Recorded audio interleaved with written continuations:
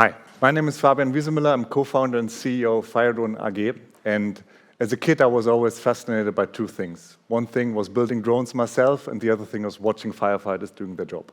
And today I found a meaningful opportunity to combine those two fascinations at FireDrone. And I think this image already kind of summarizes what we do. We built the very first drone designed to operate in extreme conditions, and by that helping firefighters doing their activities more safely.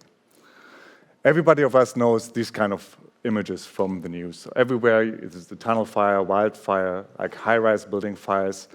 To put this in perspective, there are more than 230 fire brigade deployments in Switzerland alone every day.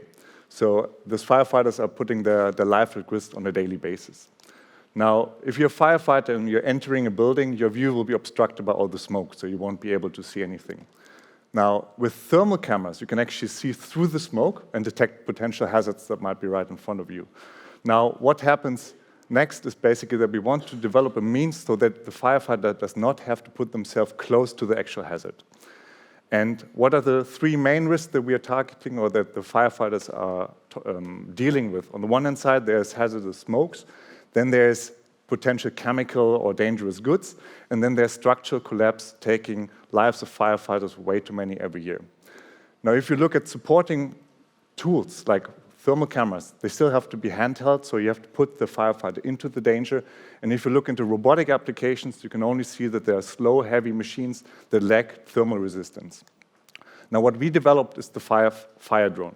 We talked to firefighters, understood their needs, and developed the very first drone that can operate in smoke and high-temperature environments based on multiple years of research, proprietary technology at EMPA, focusing around the thermal insulation layer plus a thermal management system integrated in this drone, and by that really enabling the very first drone for these kind of indoor firefighting scenarios.